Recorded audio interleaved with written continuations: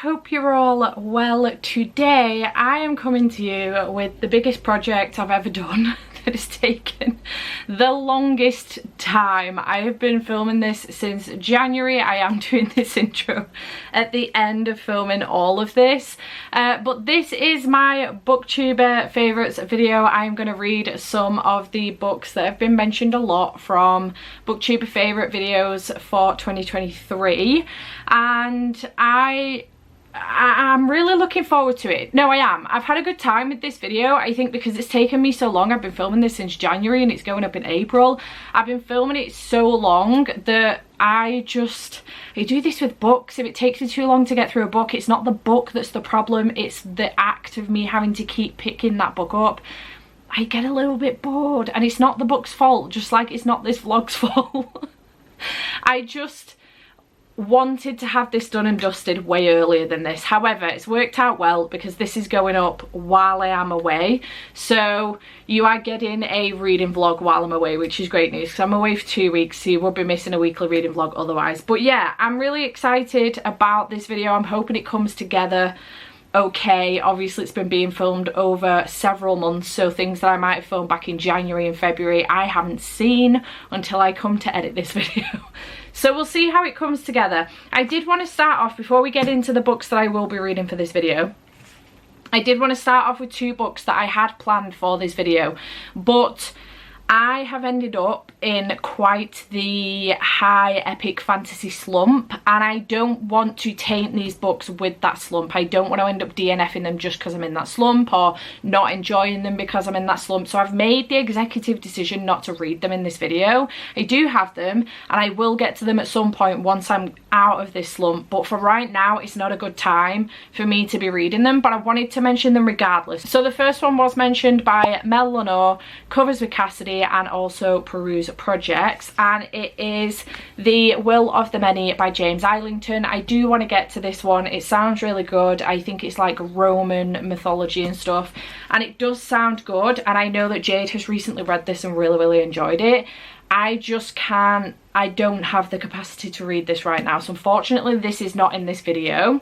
The next one was mentioned by Meg with Books, Peruse Project, Sid, and also Murphy Napier. So that one is Trust the Emerald Sea by Brandon Sanderson. I did and ah about this one, but because I think it's a little bit more light than the likes of like The Will of the Many, but I just didn't want to taint it. I had just DNF'd The Way of Kings by Brandon Sanderson. It just didn't seem like a good idea to try and pick up another one so soon. So again, made the decision not to read this one, but it was quite high on the favourites list from people. So those two books I'm not reading in this vlog, but I did want to mention them very quickly because they were mentioned several times.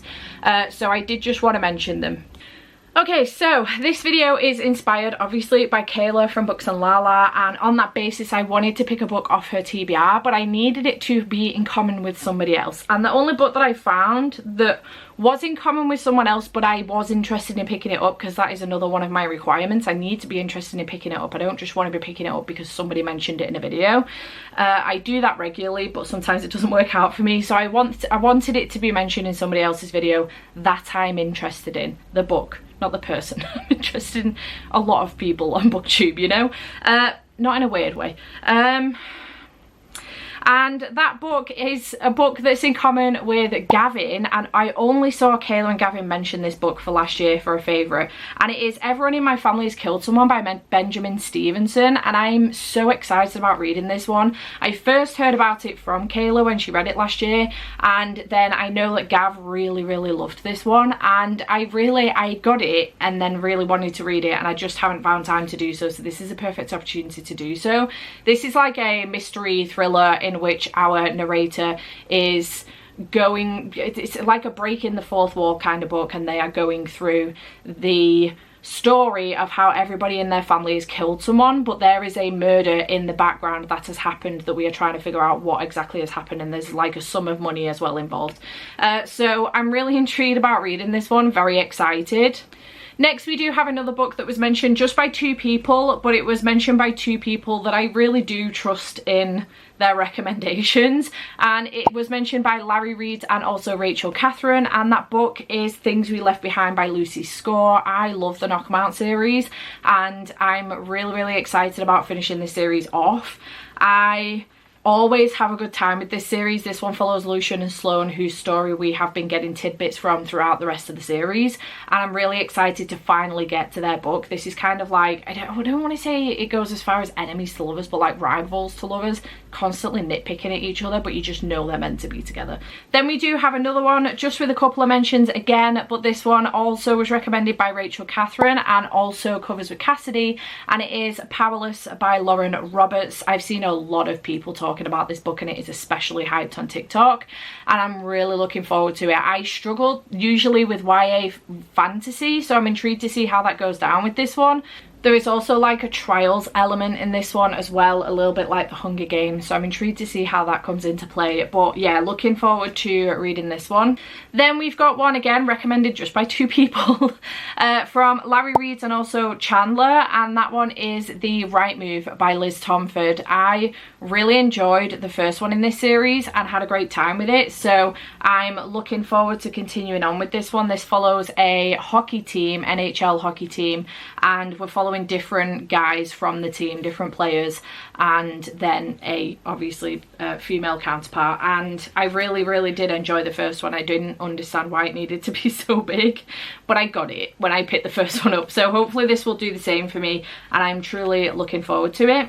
The next one I don't physically own, and this one has been recommended by Melanie Reed, Shay Geeks Out, and 4 Paws in a Book, and that one is Daughter of No Worlds by Carissa Broadbent. I have read the Crowns of Nyaxia series by Carissa Broadbent, so I've got high hopes for this one, and I'm truly looking forward to it. Don't know what this is about. Honestly, it's fantasy romance, that's all I know. The next one has been mentioned by several people. This one has been mentioned by Chandler, Liv's Library, Rachel Catherine, and Shaunacia Schroeder, and it is Yours Truly by Abby Jimenez. Now, Abby has never done me wrong. I've read all of her books and given them all 5 stars, so I have incredibly high hopes for this one. It is a romance, and it is fake dating. And I'm very excited about it because I love me a good fake dating trope, so I am hyped for this one. The next one was mentioned by Chandler, Gabby Reed, Hayley Farm, Rachel Kerris, and Deja's Book World, and that is The 7-Year Slip by Ashley Poston. I am so excited for this one. I cannot wait to read this book. I loved The Dead Romantics, and I am therefore very excited about this one. It's giving off the Lake House vibes. You know, the movie with Sandra Bullock and Keanu Reeves? I love that movie. It's giving off the Lake House vibes. There's like a time element to it where he's 7 years, she can only see him like 7 years in the past. He comes visit her and he's like 7 years in the past, and I'm just very excited for it. It sounds great. And then last but by no means least, we have the one that I'm probably most anxious about, aside from the fantasy ones that I have taken off this TBR. And this one was mentioned by 4 Paws in a Book, Chandler, Gabby Reed, Katie Coulson, Jamie's Library, Rosario, and Jodie. And that is Yellowface by R.F. Kwong. I'm anxious about this one on the basis that I've had a hit and a miss from R.F. Kwong. I loved the Poppy War trilogy. I DNF'd Babel. It read like a textbook to me, so I am a little bit nervous about this one because I believe this is like a literary thriller. So I'm a little bit anxious about it, but we're going to see how it goes. I do have 2 copies of this book, so I am hoping that I like it. Fingers crossed.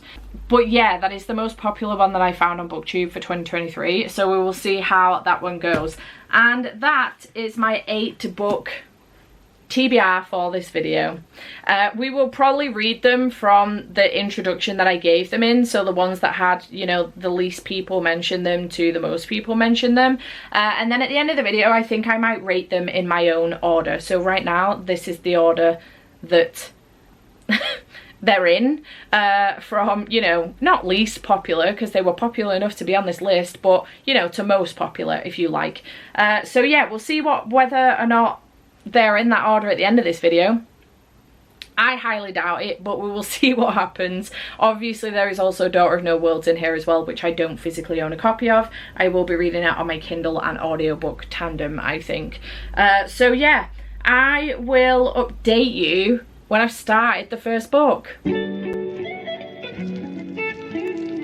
Hello, okay, we are going to be starting Everyone in My Family's Killed Someone by Benjamin Stevenson. I'm truly looking forward to this one. I ended up buying this a while ago. I think it was when I'd first seen Kayla reading this one and she really enjoyed it, explained what it was about, and I was like, that sounds like a great time, sign me up, and I bought it and then just didn't pick it up. The sequel is now out, I think, so I would like to get to this one. This is essentially like a breaking the fourth wall type book in which our main character, I think he's called Eugene, if I remember correctly. I don't know why I have that name in my head if that's not his name. Ernest. Close. Ernest. And basically we start off with a bit of an introduction from him. I am 35 pages in. We start off with a bit of an introduction from him, basically explaining exactly what's going to go on. He's going to go through different stories in situations of which his family has killed someone, whether it be on purpose or a complete accident or whatever it is, and he's going to explain it. It turns out, I think there's like a dead body in the background or something. I knew our family reunion wouldn't end well, but I didn't expect murder. So there's been a murder. He's explaining to us how these people in his life have killed somebody in the past, and where to deduce who exactly has committed the murder. I think there's also like a monetary value involved in here as well. So I'm really intrigued to see how this is going to come out. So far we have gone through his brother's situation, and I get the feeling that that did not specifically end well for his brother for reasons, and now we have this reunion and his brother is coming back to the family from wherever it is he's been, and I think we're going to end up with this murder situation. We're now on his stepsister's situation. I don't know what her story is with a death of somebody else, but I'm very intrigued to read the rest of this. I'm having a good time so far, and I do like the way it breaks the fourth wall. Like every now and then Ernest will have a conversation with us partway through the storytelling, and I'm just having a good time with it. So I'm intrigued to get to this one. I feel like this is one that I could sit and just read in a day, so I may be back fairly soon to let you know my full thoughts on this. But yeah, having a good time with it so far. Very intrigued to continue on with this one and find out exactly what happens and who's committed what murder. Okay, hey, it's later on in the day, and as promised, I finished this in one day. This was fantastic. It was so freaking good. How are more people not talking about this book? This was so insanely good. The narration of the story, the writing style, the atmosphere, the plot points, just everything about this was incredible. It was so good. There were several times where I got confused, and for that reason alone it's getting 4.5 stars. So 4 on Goodreads, but 4.5 stars. In fact, I may bump that up to a 5-star on Goodreads, but have it down as a 4.5 because it deserves the 5-star. It deserves it to be rounded up, do you know what I mean? But this was so freaking good. I had such a good time with this. So as I said, there were many times where I did get confused. There are so many characters in here because you're following this guy's whole family. Ernest, he's got his brother, he's got his brother's ex-wife, he's got his wife, he's got his mum, he's got his stepdad, he's got his sister, he's got his aunt, he's got his uncle. And it's never ending, and it doesn't just stop with the family. Like, there are side characters that come into play in this as well. And Ernest is kind of bouncing all over the place with the story. So you will be kind of following a significant character's kind of part in the story and what part they had to play and how they were one of the people that killed somebody in the from the family that killed somebody, but and how that came about. So it did get confusing, and there were a couple of points where I was like, should I be drawing like a family tree right now? Because I am confused as hell. However, what I will say was that there's points in this where he will do like a chapter 14.5, for example, where he will say, for example, right, a lot has happened, so I thought I'd jump in here with a quick recap.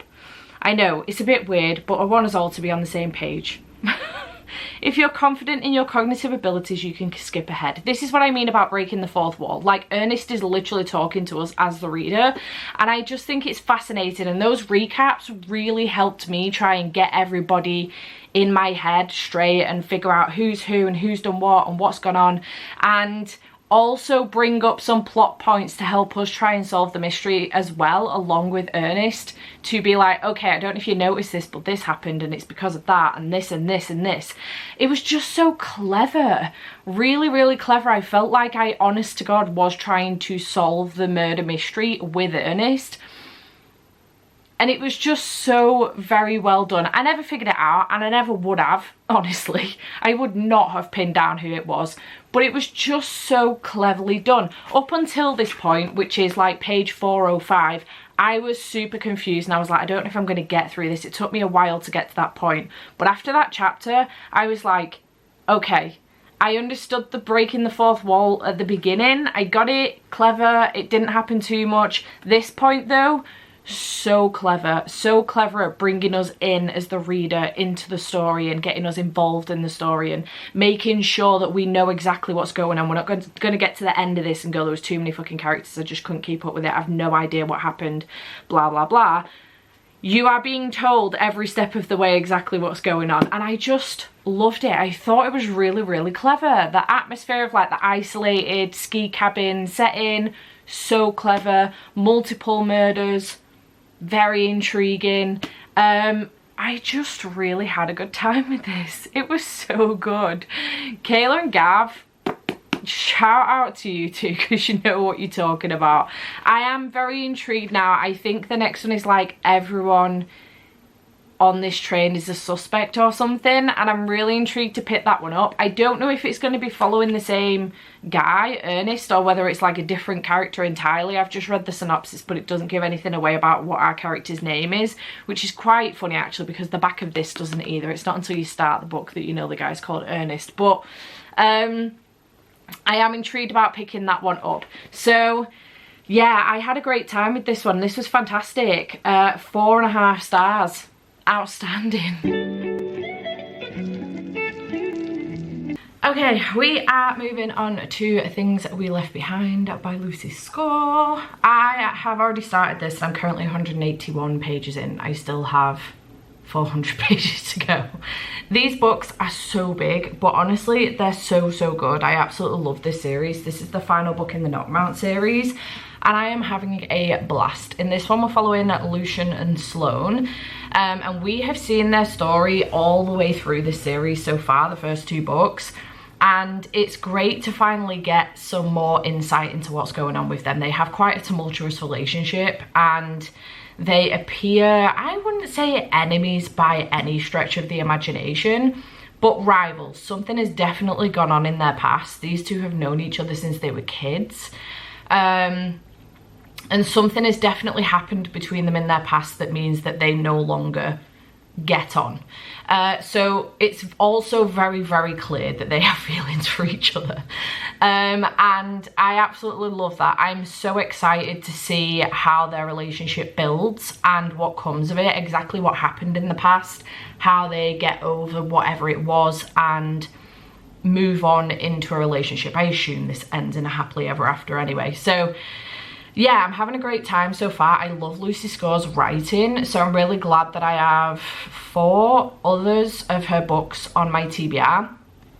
I've got a Christmas one, I think it's called The Christmas Fix, and then I have her other series as well, whose name is the Benevolence series, Pretend You're Mine, Finally Mine, and Protecting What's Mine. So I'm excited to move on to those as well at some point. She's got so many series, actually. I didn't even realise she had so many, which is exciting. So yeah, I have a few of her other books on my TBR, and I am looking forward to trying those as well. So far, really enjoying this one. I'm loving that we're still getting to see so much of the previous characters that we've had before. Nash, Knox, Lena, and also...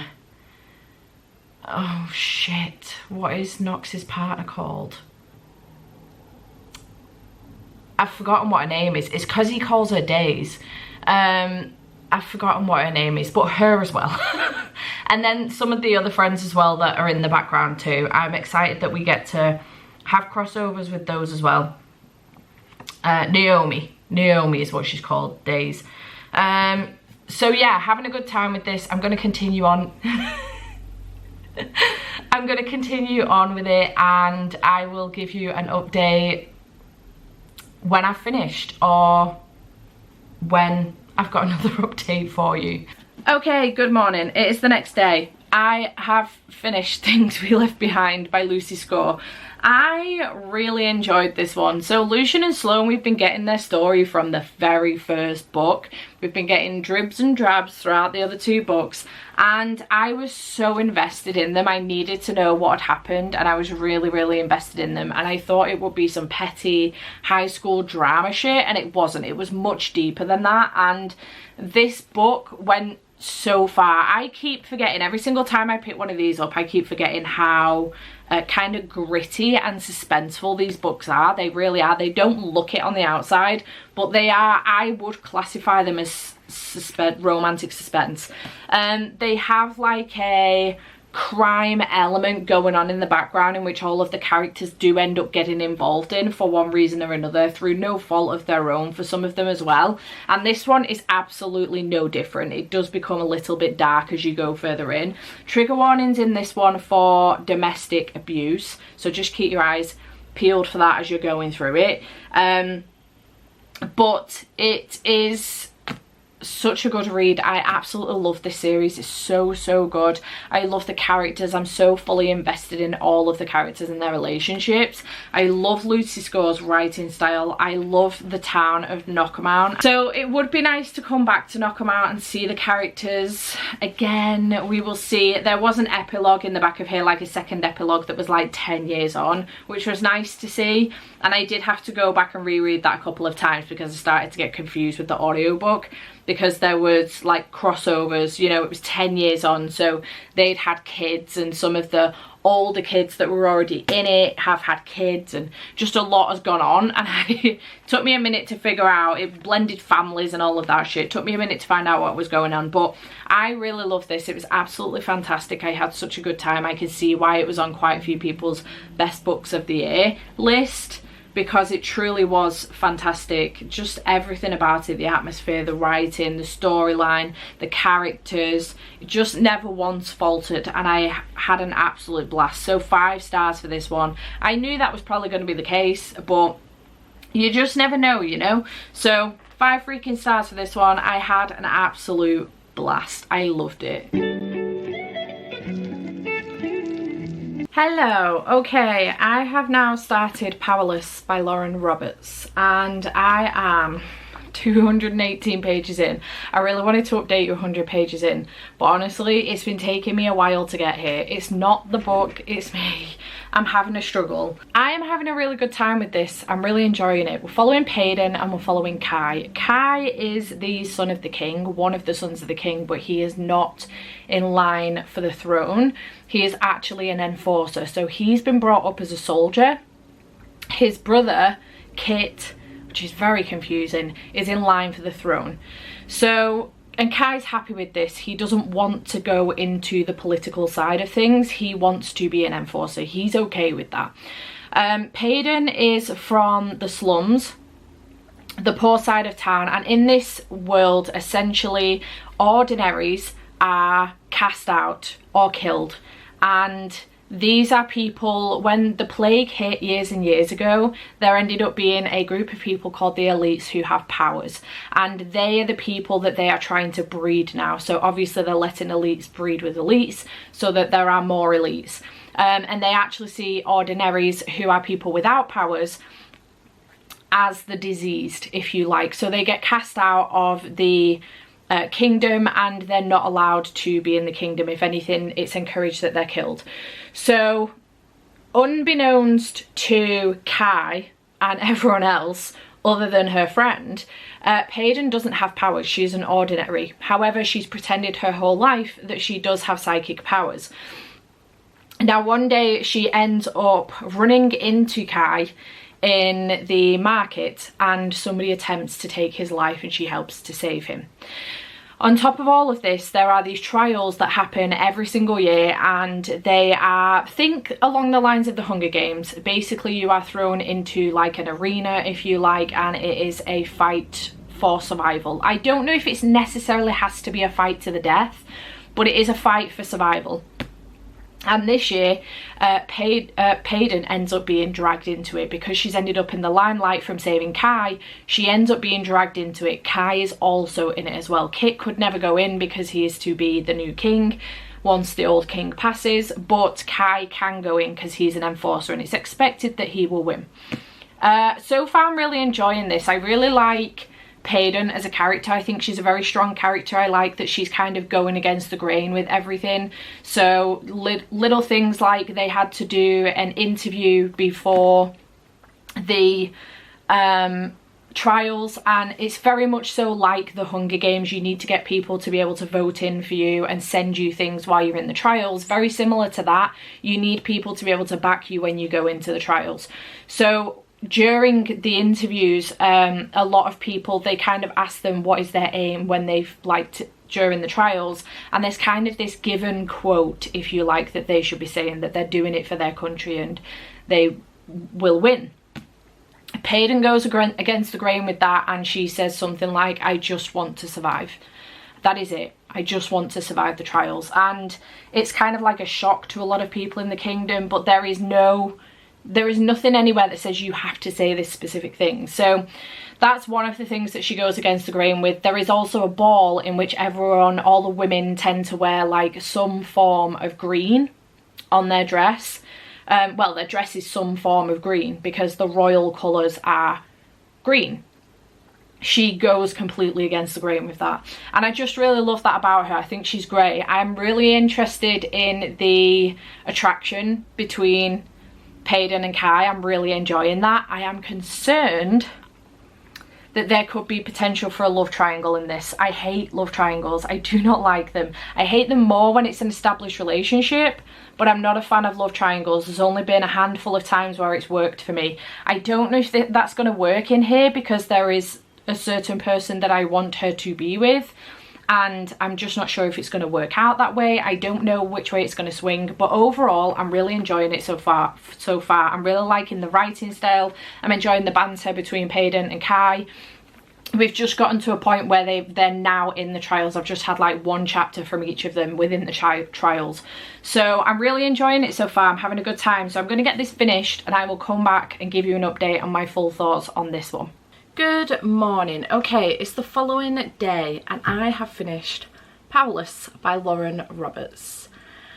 I really enjoyed this. This was really good. There were a couple of things in here at which I didn't quite shed a tear, but I was close. Lauren Roberts killed me at the end though. I'm not gonna lie, that ending, oh my god. Oh my god, that was quite the cliffhanger. I'm not gonna lie, that really killed me at the end. I really liked the characters in here. I was really invested in Paden and also Kai. I was invested in a couple of the other side characters as well, to be fair. I was invested in Adina as well. Paden's friend. And a few of the other side characters as well that were in the trials.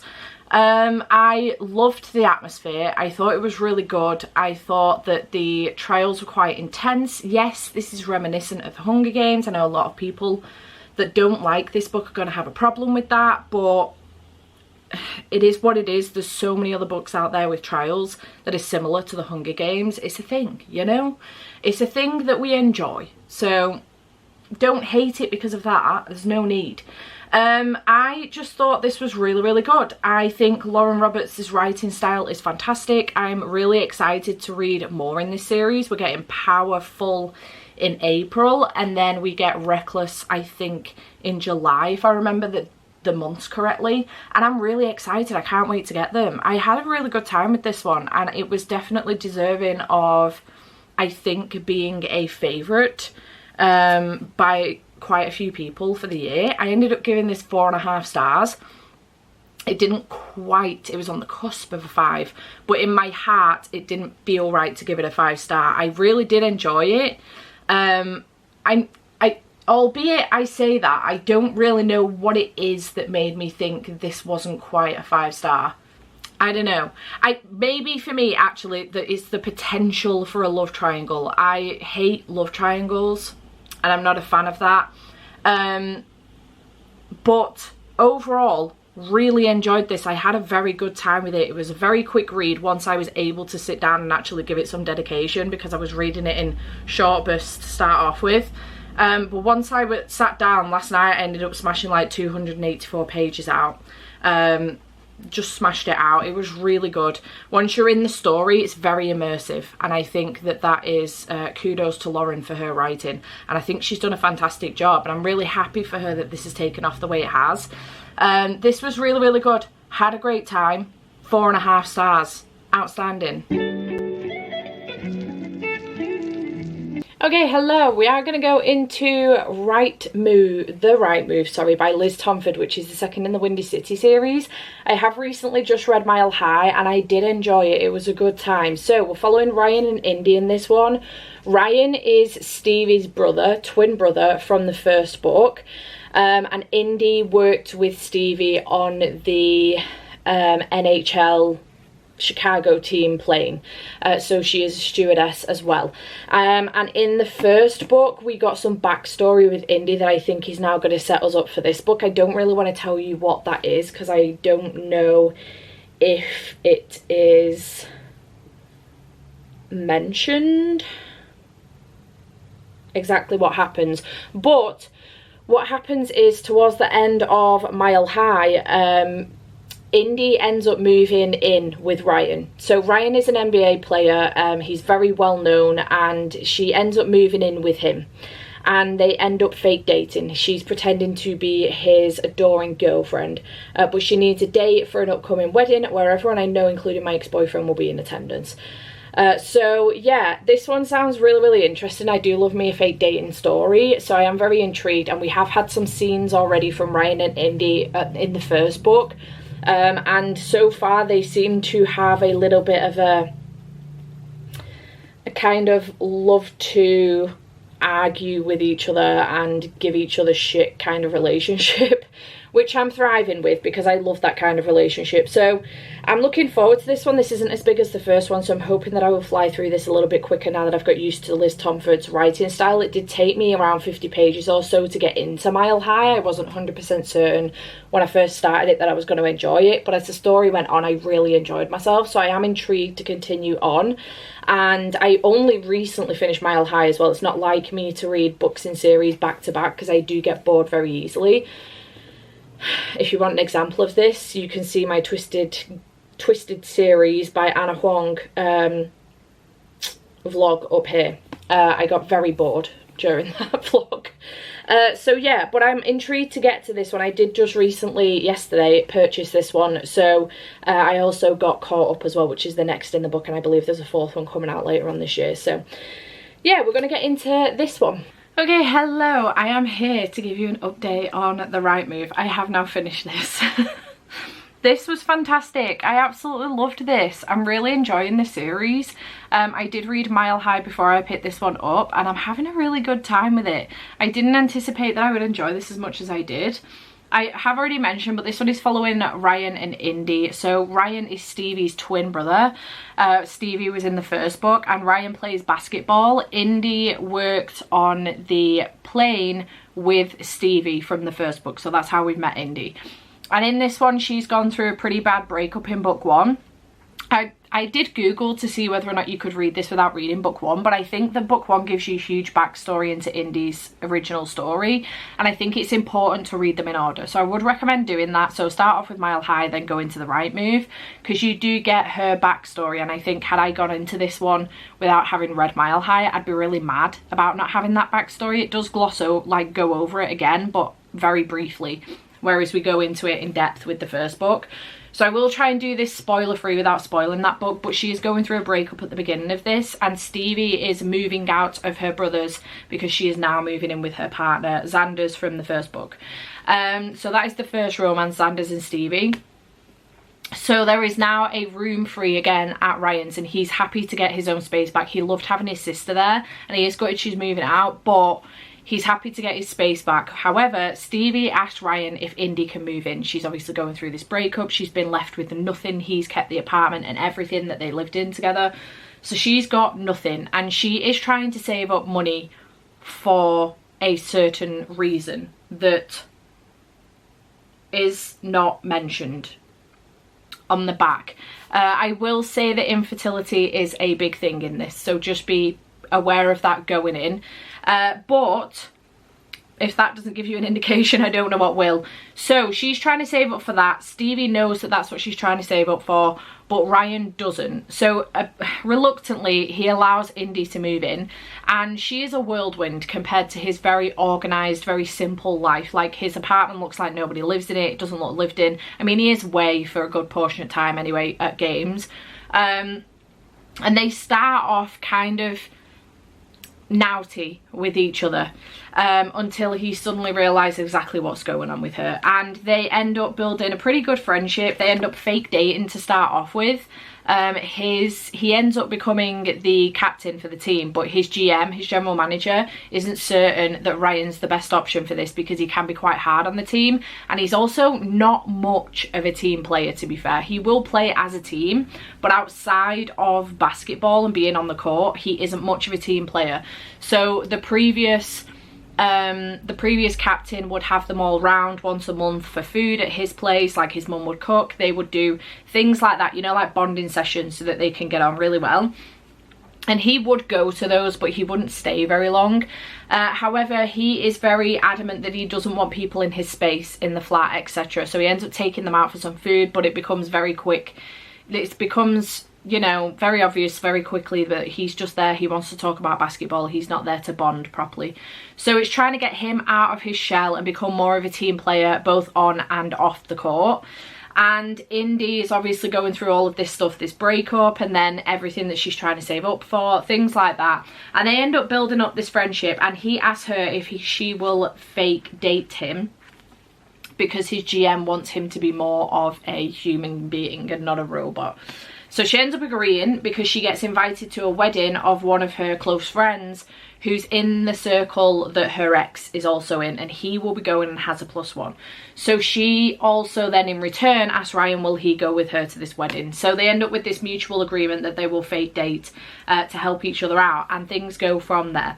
This relationship was absolutely adorable. I loved Ryan and Indy. I just adore both of them as people, individually and also as a couple. I think they're very, very, very cute. And it can become quite serious as far as like the infertility issues are concerned later on. But I just loved this. I really am excited for the rest of the books in the series. Caught Up, I believe, is very, very good, and a lot of people's favourites in the series. I'm not 100% certain who are following in Caught Up. Actually, it is the single dad that lives in Ryan's building, whose name I can't remember, but we've seen a little bit of him in this book so far. So I'm really looking forward to it. I'm very excited indeed. But this one, really, really good. I gave it 4.5 stars on, well, it got 4.5 stars on Callpile, 4 on Goodreads. And I've really enjoyed this one. It was very good. Really liked the writing style, really liked the plot of the story, loved the characters. I loved that we got to see a lot of the characters from the previous book as well, even though we're following a different like sport this time, because the first book was hockey and we obviously followed a lot of the hockey players from that team. But because Xander's is still heavily in the book because of Stevie, we do still get the hockey lads in here quite a bit, even though we're now on a basketball team. So, and I think the next one is baseball. The next main character is baseball. So I'm really intrigued, very excited. I believe the next one is single dad romance and nanny romance. So I'm very excited about that one. But I had a great time. 4 stars, 4.5 stars, another book knocked off. Okay, hello. I have started Daughter of No Worlds, and I thought that I should give you a synopsis of this one, tell you what it's about. I don't really know what it's about either, and I'm 25 pages in, up to chapter 3, and I'm still not 100% what's going on. So, a former slave fighting for justice, a reclusive warrior who no longer believes it exists, and a dark magic that will entangle their fates. Ripped from a forgotten homeland as a child, Tisana learned how to survive with nothing but sharp wit and a touch of magic. But the night she tries to buy her freedom, she barely escapes with her life. Desperate to save the best friend she left behind, Tisana journeys to the Orders, the most powerful organisations of magic wielders in the world. But to join their ranks, she must complete an apprenticeship with Maxantarius Fairlian, a handsome and reclusive fire wielder who despises the Order. The Order's intentions are cryptic, and Tisana must prove herself under the threat of looming war. But even more dangerous are her growing feelings for Maxantarius. The bloody past he wants to forget may be the key to her future or the downfall of them both. But Tisana will stop at nothing to save those she's abandoned, even if it means gambling in the Order's deadly games, even if it means sacrificing her heart, even if it means wielding death itself.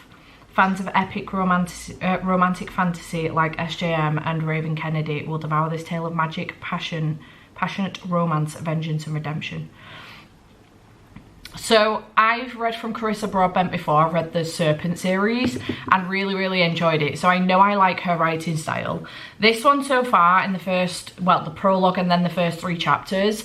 In the prologue we had, I don't know if they're a brother and sister duo, I'm not sure. We had a couple of people that looked like they were raging war or torment or terror or something on a town. I'm not 100% certain what happened with that. It wasn't very clear. But I do wonder if this Max guy was one of the people that was involved. He seemed to be being asked by the other person to do something he didn't want to do. So then we get into Tisana's chapter. We start off with her being quite young and being taken away, I assume, into slavery at that point. She's split from her mother and she gets taken away into slavery. And then we continue on, I think it was like 7 years later or something. She's clearly older now and she's trying at this point to get her freedom. So I'm intrigued to see where this goes. The writing style feels just a little bit different for me than the Serpent series, but maybe that's just because I'm just getting into it, and I actually finished a book yesterday that I immediately wanted to get into the second one. And that was like a super easy writing style, very simple writing style, and I really enjoyed myself with it. So maybe it's that. And that was also like a dark contemporary romance. So maybe that's playing into it a little bit. Also, I was absolutely shattered last night when I started this. I just wanted to at least make a start on it because I knew that today, otherwise I would just struggle to get into it. So I think I'm going to try and make some more progress on that today. Hopefully finish it over the next couple of days. Fingers crossed. It is a long one.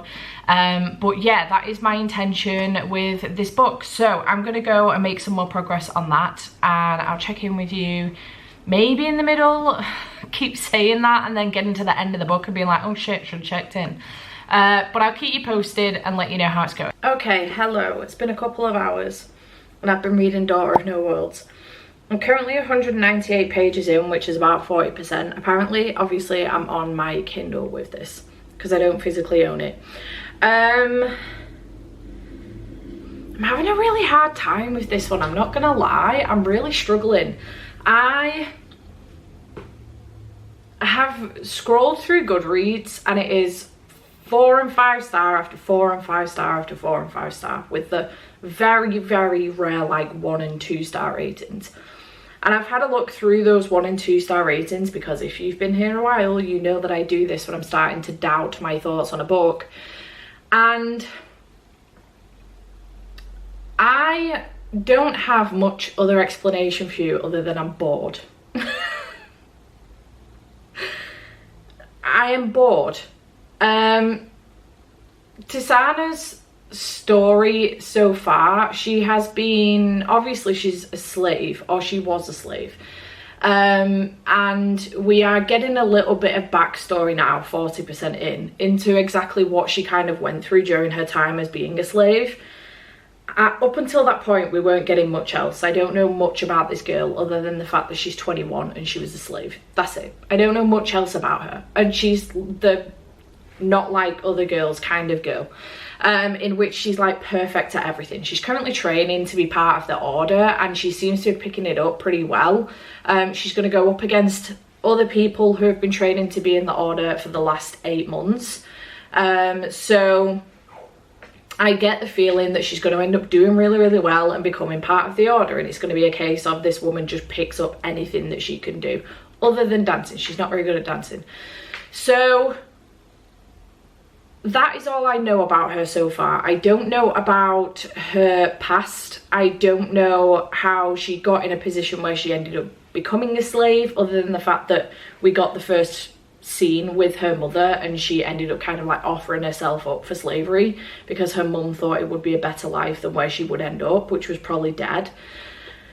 And I don't know anything about her time in that 8-year period between being taken as 11, 12-year-old, 13, however old she was, to now where she's 21 and she ended up getting out and she's now in the order. Right now we're in a position where she's being trained by Max, and just finding it very boring. I just feel like we're not going anywhere. It's taking ages, and I know it's building up to something. I know it's probably building up to like the story moving faster and forward in the second book, but right now I'm not the sort of person that's like, you need to get through the first book to get to the second book. Like a lot of people say that about ACOTAR. I think a lot happens in the first book. I think the first book's fantastic. I have noticed as well that a lot of people in their reviews have compared this series to Throne of Glass, or this book at least, to Throne of Glass. I DNF'd that series. I was bored.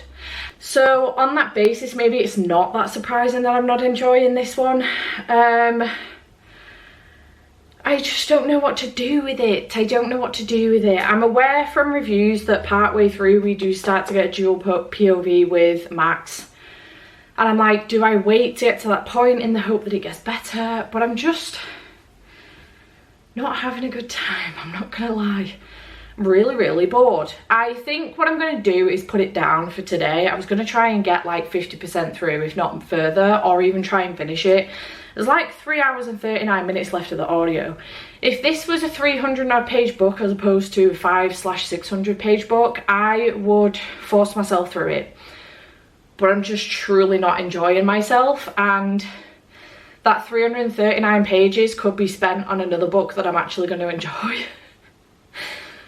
So yeah, for now I'm going to put it down. I may come back to it, we'll see. But I'm not having a good time, and I do think that the more time I spend away from this book, the less likely it is that I'm going to come back to it. I'm just truly bored. I know there's probably going to be people really shocked about that. Romantasy is like my genre. I love reading romantasy. Romance is more so my genre, to be fair, but I do enjoy romantasy. This is an incredible slow burn. I can already tell. We do have a little bit of flirting going on at this point, 40% in, but it's not much. And I'm not invested in the relationship. I do not see it. I'm not invested in the slightest. So I'm not excited about the relationship. I'm not enjoying my time. I'm not invested in the characters. I feel like, I don't know if it's that I've missed something or not, but the world building, not great. I feel like the magic system hasn't been fully explained properly. I don't know if we get full explanation of that by the end of book 1 or not. And I'm just not into, you need to get through the first book, the second book is way better. I can't be bothered. I've got better things to be doing with my time. I've got better books to be reading, in which the first book will have me hooked, and from there on it's just plain sailing, you know? So yeah, I don't know, right now 100%, and I don't think this would change. Serpent and the Wings of Night is a much better series. I loved that series. Maybe I should have read this one first. I have to say, in that, had I read this one first and still didn't enjoy it, probably wouldn't have picked up Serpent and the Wings of Night. So it does mean I do have another book from Carissa Broadbent that I physically own. I've got no idea what it's called, but it's upstairs, and I do have that one, and I probably will give that one a go. But this series, at this point is a no for me. I may come back to it. I'll make sure that I come back and give you a final update whether or not I did actually finish it or whether or not I've decided to fully DNF it. But right now I'm putting this down because I'm truly bored and I'm having like a very low energy, almost low mood day today, and I don't want to be bored with my day. I already find sometimes that sitting around and just reading all day can be boring, and it's not that, but I need to be entertained by my book in order for me to continue doing that. Otherwise I will find something else to do, like literally anything else. So I'm going to put this down and I'm going to pick something else up, but I just wanted to come on and give you my full thoughts on that so far. I wish I had more to tell you other than the fact that I'm bored, and I feel like I have given you a little bit more than just that, but I am truly bored, and I'm already tired as well, so I'm nodding off because I'm bored. I'm not entertained in the slightest. So yeah, gonna put this down. I may come back to it. I'll keep you posted.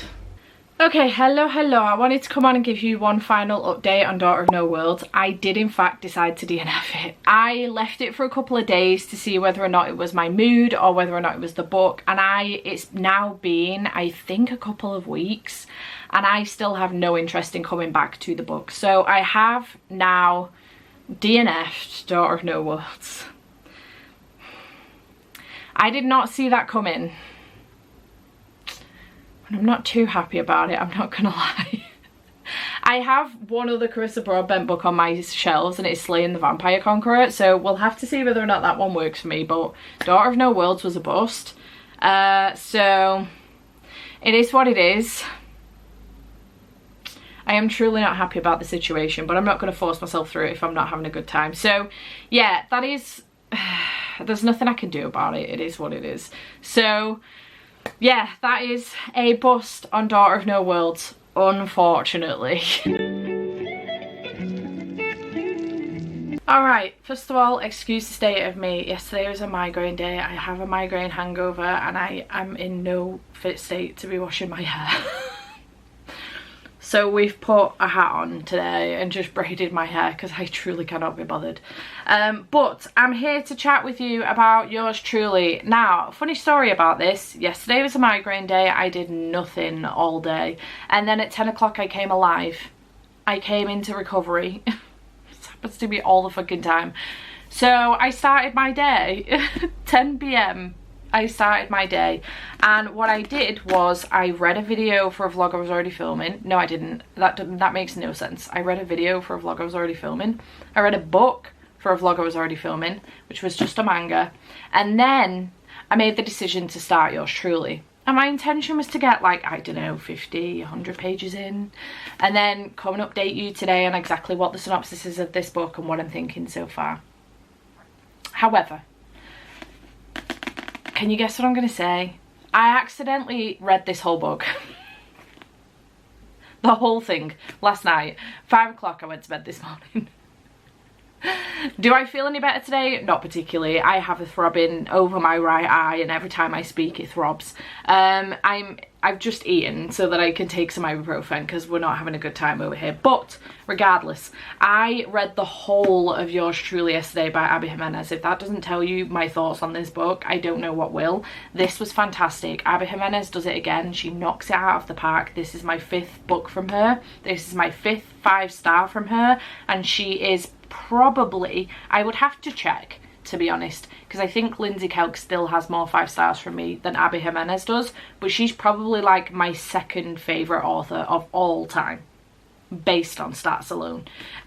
So this book follows Brianna, who is an ER attending, she's an ER doctor, emergency room doctor, and she ends up with a new doctor in her ER called Jacob Maddox. Now she's running for a promotion because the guy whose job she's trying to get, which I think is chief of ER, he's looking to retire and she's running for a promotion. Now Jacob Maddox has been brought in as competition, so immediately she's not off to a good start. Secondly, we're not off to a good start. Her brother Benny is in hospital. He comes in the ER with, he's got kidney failure, renal kidney failure, and he's not been taking his tablets properly and he has to go on dialysis. So she's having to deal with that as well, and Jacob ends up coming to speak with Benny. He ends up being his doctor. Now immediately she's off on the wrong foot with this whole situation with Benny, with him coming in seemingly to take his job because he knows the chief and he's been brought in under special circumstances and all of this shit. So immediately she gets off on the wrong foot with him. The nurses in the ER also get off on the wrong foot with him because they want to back Bree. They've known her longer, they like her better, and all of this lot. Anyway, as the story goes on, these two get to know each other a little bit more. Apologies are swapped, and they end up swapping letters back and forth. The apologies start off with letters back and forth, and it's absolutely adorable. I loved the letter side of this. I thought it was really, really sweet. It was very like a Darcy moment. Not that I've read Pride and Prejudice, but it was explained, described as like a Darcy moment, and I kind of loved that. So it was really, really cute, and they end up becoming really good friends. It's really sweet, actually. Their friendship is adorable. Jacob has very, very, very severe anxiety, like really high functioning anxiety, which you would think in an ER doctor would not work. However, he does explain that kind of like working in an ER, with it being so chaotic and with there being so much going on, it doesn't give him time to let his anxiety override him.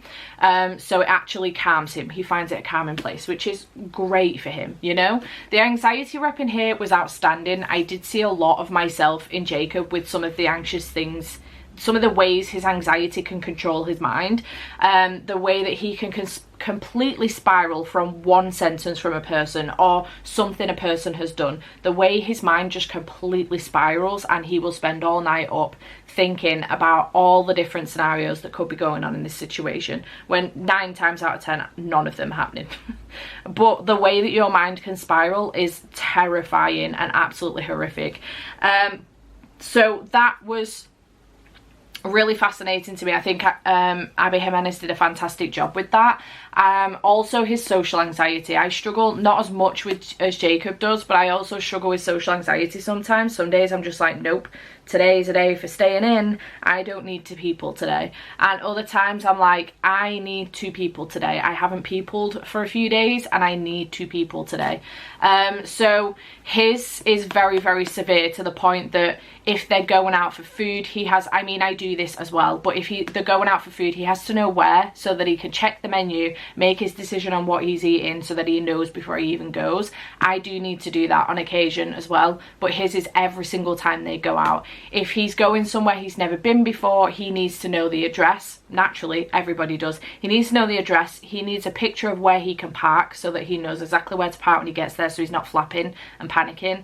And he needs to know exactly who's going to be there and who they are.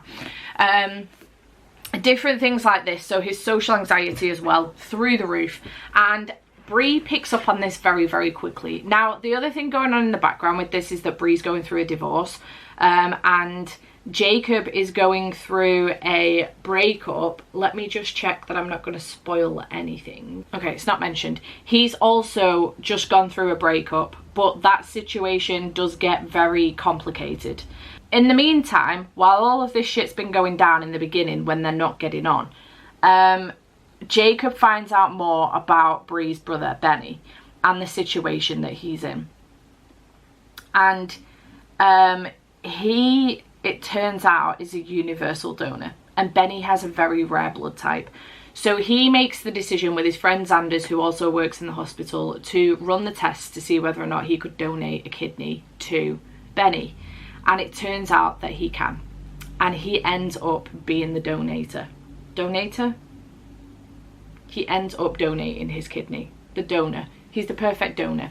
And Bree does end up finding out. Although he wants it to be anonymous, she does end up finding out. And this whole story absolutely incredible. I just really enjoyed it. I thought it was fantastic. I thought the different elements that were going on in here, there's a lot of heavy family representation in here as well, with Bree and her brother, and then her mum as well a bit later on in the book, with Jacob's entire family, who are very ingrained in his life because they worry about him, especially with the situation of him breaking up with Amy, his ex-girlfriend, and then what's going on in the background with all of that as well. There is so much going on in here, and the tropes that are in here are obviously enemies to lovers, well, enemies to friends to lovers. Their friendship is beautiful and I absolutely love it. The way that Bree gets to a point where she completely understands Jacob, so much so that she understands his silences, what each of his silences are and what they mean for him.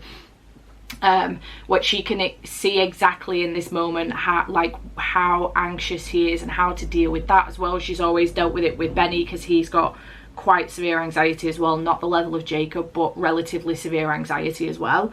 And it's just a really beautiful story. So obviously we've got the anxiety rep, we've got enemies to friends to lovers, we have fake dating, we have the one bedroom trope, we have obviously the kidney failure rep in here as well, which is fascinating because I read the author's note at the back, and Abby actually went through kidney failure in 2020. Her situation did kind of not resolve itself, but with a lot of medication did sort itself out, but she is now on medication for the rest of her life, and it hasn't completely gone away, but she is in remission.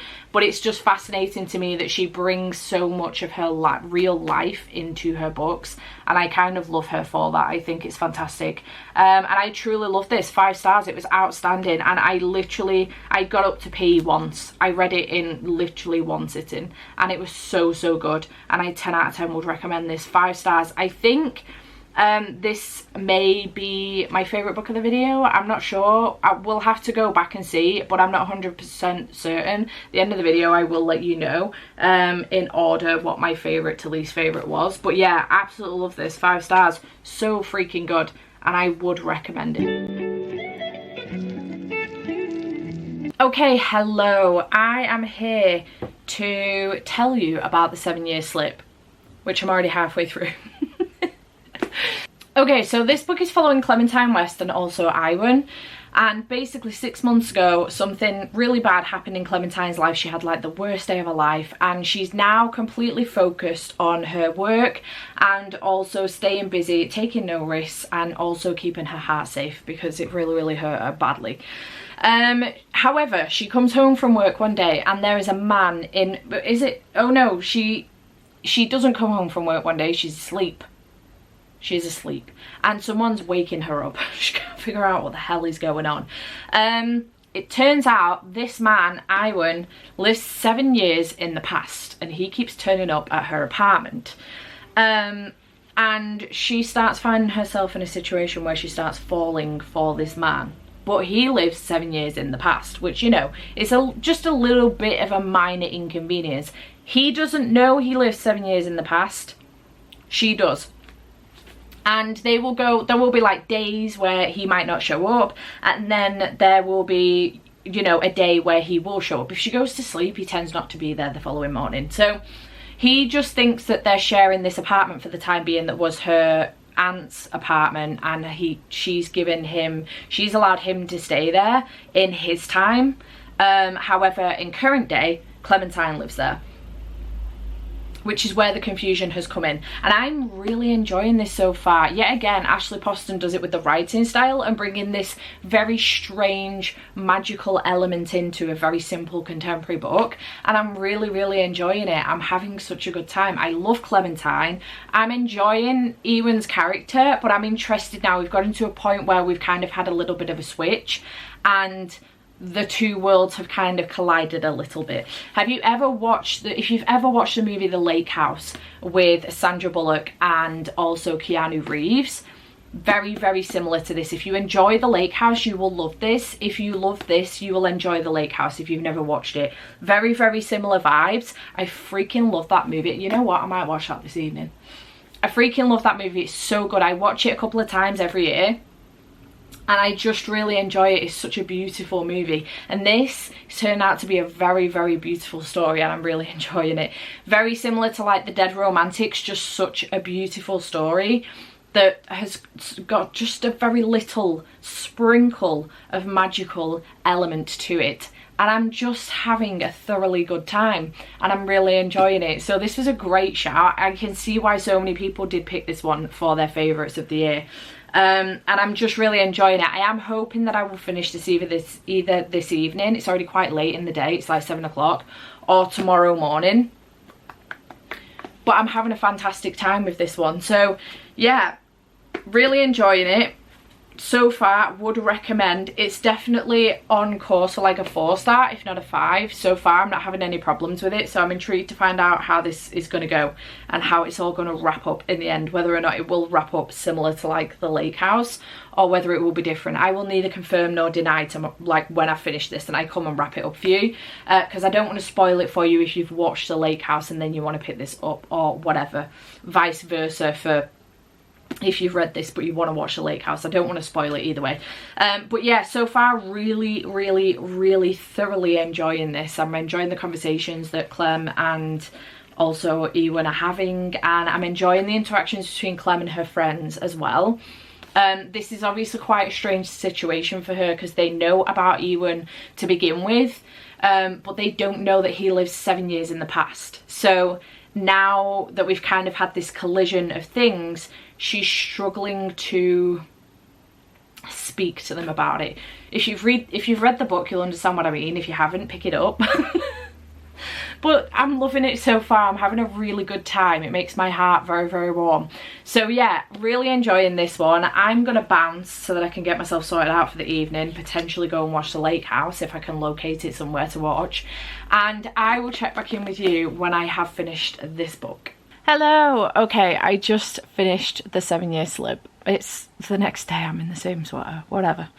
I loved this. I did end up watching The Lake House last night, and this just really reinvigorated how much I was enjoying this. I had such a good time with it. The writing was fantastic. Ashley Poston has done it yet again, and I will pick up anything else from her in the future. I really, really enjoyed this. I loved Clementine and also Ewan, our MMC, and I loved the story that they wove. I loved the memories that we got from Clem about her auntie as well, and then I loved the friendships as well in here with Clementine and her friendship group. And I just loved the character arc of Clementine as well, the person we met at the beginning of the book and the person she was at the end.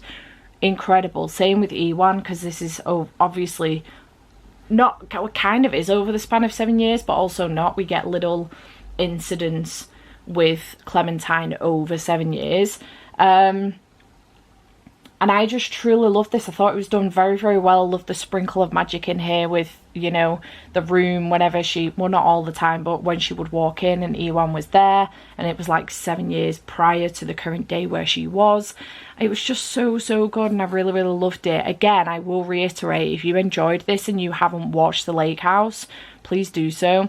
Or if you've watched The Lake House and you haven't read this and you've been umming and ahhing about whether or not to do so, please do so, because they're very reminiscent of each other and very, very similar.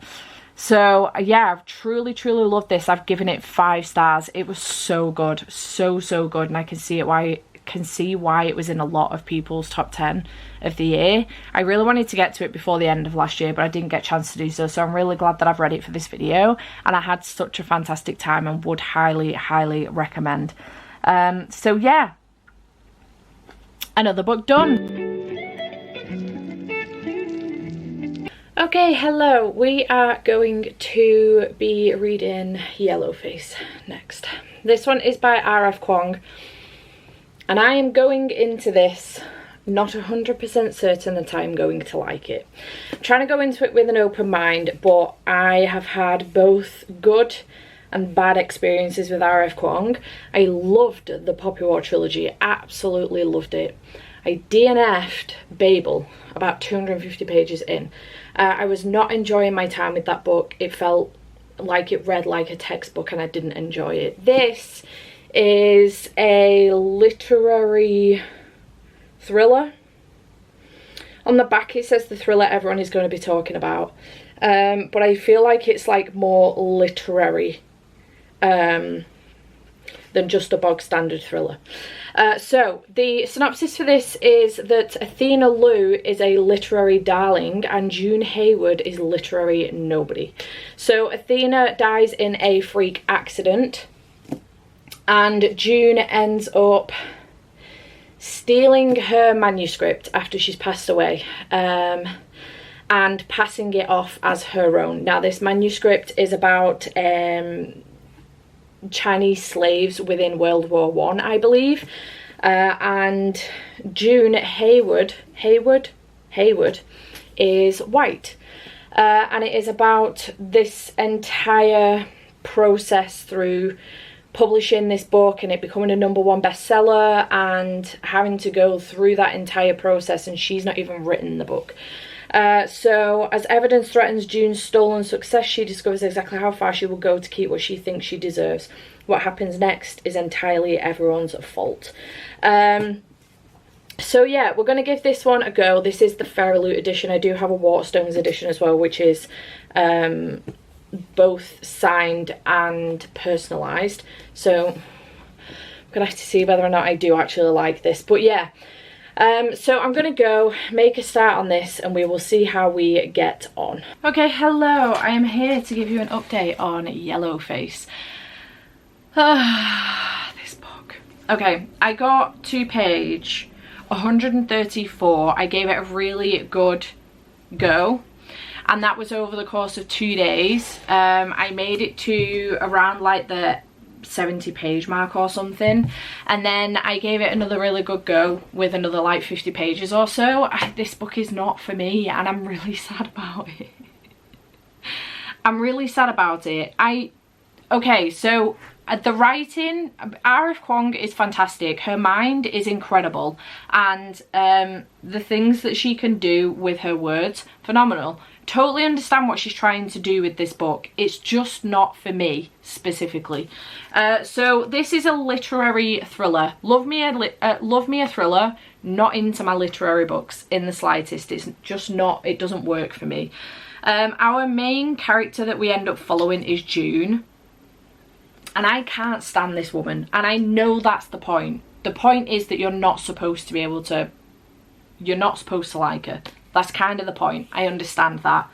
But I struggle with that sometimes on occasion. I really do struggle with it because I need to... There's got to be... I don't know. I don't care enough about the plot for me to be able to plough through this book, not being able to stand being in this woman's head. I just can't stand my time with her. She's so negative. Everything is negative with her and I can't stand it. She very much so beats down on herself a lot and she's very me, you know, and I can't stand it. I cannot stand it. So June has this friend, let's call her an acquaintance, called Athena Lou. I think they went through uni together and Athena ended up having very good success, New York Times bestseller, all of that good stuff with her books. However, June did not have the same success and she very much holds that against Athena. Now, Athena is obviously very successful, very rich. June is struggling to pay her bills month to month. And on occasion, they will go to events with each other. But I say acquaintances because that's all they tend to do. They don't hang out as friends. Whenever they meet up and go for a drink or a coffee or whatever, it's usually to talk about work. Again, Athena was a very self-centered woman and she would do the same thing, very me all the time. So that all happened, and then one night they go to this event and then they end up going back to Athena's place and June ends up seeing Athena's new manuscript on her table. Nobody knows Athena's written this book. She's not sent it to anybody yet. She's just letting it sit for a minute and then she'll go back to it and either make some changes or then send it off to her publisher and editor. So nobody knows about this manuscript. June reads a couple of pages and is like, oh my god, this is incredible, blah blah blah. It's about Chinese slaves in World War II, essentially. So it's historical fiction. And not historical fiction. Is it historical fiction or historical non-fiction? I'm not sure, to be perfectly honest, whether it's classed as non-fiction or fiction. Either way, it's historical. And basically what happens is they end up having a few drinks, they end up having a really good time, and June's like, oh my god, this is a really good time, we've never hung out before just as like friends, and it's always been like an acquaintance setting. So they have a really good time, they get pretty drunk, they then make some pancakes, and Athena chokes on a pancake and dies. I know that seems dramatic, but that's exactly what happens. June doesn't know how to do the Heimlich maneuver, so she cannot save her. She does phone 911, but they don't get to her in time. And Athena dies, and it's like a huge thing in the community. Obviously, like, a well-known author has passed away and all of this lot. And then June makes the decision to steal Athena's manuscript. Now, she does mention, I know this is wrong and I never intended to steal the manuscript. I wanted to read it so that I could get an insight into how she writes and maybe make myself a better reader. What she ends up doing is editing the whole manuscript and then pushing it forward with her publisher. And it goes viral. It's a bestseller, all of this lot, and she has huge fame off of it. However, there's constantly that niggling in the back of her mind, what if somebody knew? What if somebody knew? And she starts to get letters and stuff through her door saying that, like, this is Athena, you stole my manuscript, blah blah blah. And it all kind of goes from there. Now, that's as far as I got with it. I assume that this will all get worse. I don't know where it will go from here and what the outcome will end up being of all of this. June is a white woman. She ends up changing her name, her author name. She's called June Song Thorn, I think. Something like that. She ends up changing her author name to Juniper Song for this book. And she does get a few questions about, why are you trying to pass as Asian when you're clearly white? And she's like, I'm not trying to pass as Asian. Song is my middle name. But it does come across that she might be seeming to pass as Asian, hence Yellowface. So yeah, there's a lot of that going on. There is a lot of conversations about what goes on in the publishing industry. There is a lot of bashing us reviewers on Twitter. And I think this comes from a place of personal experience from Rebecca. I think she has put a lot of what she's gone through into this book, and that is fair. However, I did feel personally attacked by some of the bashing from reviewers on Twitter and Goodreads. I'm not gonna lie, like, this author, June, she will regularly go onto Goodreads and read reviews. Don't do that. That space is not for you. It is for reviewers. Don't put yourself through that. Why would you do that to yourself? For God's sake, how many times do we have to say, leave reviewer spaces to reviewers, don't look it up? Don't get me wrong, I think if I was an author I would be too intrigued to want to go on there, but I would end up getting someone else to do it for me. Like, I would ask Andy or my brother to go on and have a look for me, and I know that they would filter out the bad ones and they would only tell me about the good ones. But don't put yourself in that space. It's not right. You can't come attacking reviewers for their thoughts on your book. If they don't enjoy it, that's up to them. If they're personally coming to attack you, fair enough, but there's also nothing you can do about that. Do you know what I mean? Like, people can be shit. It is what it is. But yeah, overall, the writing is fine. It's just not my thing. I see what she's trying to do with the book. I don't know where this goes. I don't know what the outcome of the book is. And I don't care enough to be in June's head long enough to finish this book, unfortunately. It just is what it is. It's a shame. I was really hoping for another win from Rebecca. I love the Poppy War trilogy. I DNF'd Babel. That book was too much. It felt too much like a textbook for me. I felt like I was back at uni reading a textbook, and I didn't enjoy my time with that book. It is what it is. You can't enjoy everything all the time, but I was really hoping that this one would do it for me, and unfortunately it's not. So it is what it is. I did DNF this one. It is a shame because this was the most popular in this video, but what can you do? So yeah, I have DNF'd Yellowface, unfortunately. I apologise. I know there was quite a handful of you actually that really wanted me to love this one. It's just not worked out that way, I'm afraid. I'm sorry. It's because I'm such an avid DNFer as well, because otherwise I'd have just forced myself through the book, but I wasn't enjoying my time. I didn't like being in that negative headspace, and I think because I've been in a negative headspace personally for a couple of weeks now, I know it might not seem like it today, like I'm in a good headspace today, but because I have been in a negative headspace and been down on myself, don't want to read somebody else doing the same thing to themselves. It will not do me any good. So in general, this is not the one for me, I'm afraid. I do apologise. It is what it is. Okay, we're at the end. It is finally here. I'm so excited for this vlog to be over. I am not gonna lie, don't get me wrong, I've had a good time, but this has taken entirely too long. Unless I put like a final date on something, I will let it drag on forever. And then when I do put a final date on it, I will do almost nothing, like the bare minimum right up until the last week, which is exactly what I've done. So I do hope you have enjoyed this video. We're going to very quickly give you a rundown of the books, a quick reminder of what I rated them, and then what my stack would look like in comparison. So just a very quick picture of what the original stack looked like, in order of how many times it was mentioned in the videos. This is what it looked like. So we had, from bottom to top, Everyone in My Family Has Killed Someone, Things We Left Behind, Powerless, The Right Move, Daughter of No Worlds, Yours Truly, The 7 Year Slip, and Yellowface. Now my list from bottom to top is gonna be, so at number 4 we had Daughter of No Worlds. That's at the bottom for me. I DNF'd that and I was not enjoying it. I wasn't having a good time. There was nothing about it that I was liking, which is a shame, and I am surprised.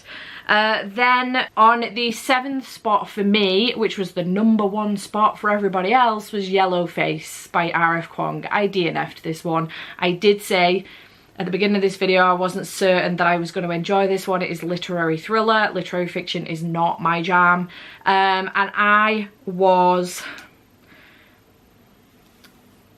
bored, to say the least. Honestly, I could not give two shits about, was she called June? Oh my god, I remember the name. Couldn't give two shits about her. Did not care about her. She was a very negative woman, and I just didn't care to know what happened by the end of this book, so I just didn't continue. I know that's not going to go down with go down well with a lot of people, but not all books are for everybody, you know. I do have my second copy here as well, so I'm gonna have to do something with that, but it is what it is. It's a shame, but it is what it is. There's nothing I could do about it. My apologies. In the 6th spot we have The Right Move by Liz Tomford, which isn't all too surprising, to be honest, because to be fair, like the 8th, 7th, 6th and I think 5th spot were interchangeable. They had like 2. This one might have had 3 actually. The last 3 spots though were interchangeable. They had like 2 mentions each. So this one has only like gone down a spot. I still liked it nonetheless. I gave it 4.5 stars. It was very, very good, and I'm really, really enjoying this series. I just liked the next 2 more, just a smidge more. They got the same rating, to be perfectly honest, or car pile. These 3 books all got 8.86. So the next one is Powerless by Lauren Roberts, in 6th position for me. Sorry, in 5th position for me, which started off in 6th position, so it's moved up a spot as far as I'm concerned. This was fantastic, and I really, really enjoyed myself and cannot wait to continue the series. And then the next one that got 8.86 was Everyone in My Family Has Killed Someone by Benjamin Stevenson. I freaking loved this. This was fantastic, and I had such a fantastic time with it. So this was definitely my favourite out of those 3. Even though they got the same ratings, it was my favourite one overall. So yeah, I loved that one. That was in 8th spot, and I'm giving it the 4th spot. And in 3rd spot we do have Things We Left Behind by Lucy Scott, which was in 7th spot originally. I truly loved this one. I gave it 5 stars. It was absolutely fantastic, and I have such a good time with these books. I adore them. So yeah, 3rd spot for me. In 2nd spot we have the book that was originally in 3rd, and that is Yours Truly by Abby Jimenez. Again, 5 stars for me. This one got 9.56 on core pile. It was so freaking good, and I had a blast yet again. Abby Jimenez has not let me down. And then last but by no means least, the book that took first spot for me was The 7 Year Slip by Ashley Poston. This got 9.71 on core pile. I absolutely loved this. It was so good. Ashley Poston can do no wrong with these adult romances. They're just so, so good. I can't wait for her next one, which I think is called Not a Love Story or something. Really, really excited about it. But yeah, that took first spot for me. So in the end, this is how my order ended up coming out. with obviously Daughter of No Worlds at the bottom. I don't own it. I'm glad I didn't pay money for it and I read it, well, tried to read it on Kindle Unlimited, but yeah, it didn't work out for me, unfortunately. But I had such a good time doing this. It took me a long time to do it, and by the end of it, I was sick to death of having to continue filming this video. That was a me problem, not the book's fault. I did enjoy what I was reading. Obviously, out of the 8, I only DNF'd 2, which is pretty damn good, and then nothing else got less than a 4.5 star from me. So, smashed it, absolutely smashed it, found some new favourites. I had such a good time with this. I wanted to thank all of the booktubers that kind of like took part in this, whether I spoke to you or not. Some of them I did speak to get pictures from, others I kind of stole pictures, my apologies. I may have reached out and just not heard anything back, but yeah, I hope you have enjoyed this video. Chat to me in the comments down below. My apologies for taking it so long to get out to you. I intended for this to go up like end of January, beginning of Feb, but life got in the way. It is what it is. I hope you have enjoyed this video. Chat to me in the comments down below, and I will see you in whatever comes next. Bye for now.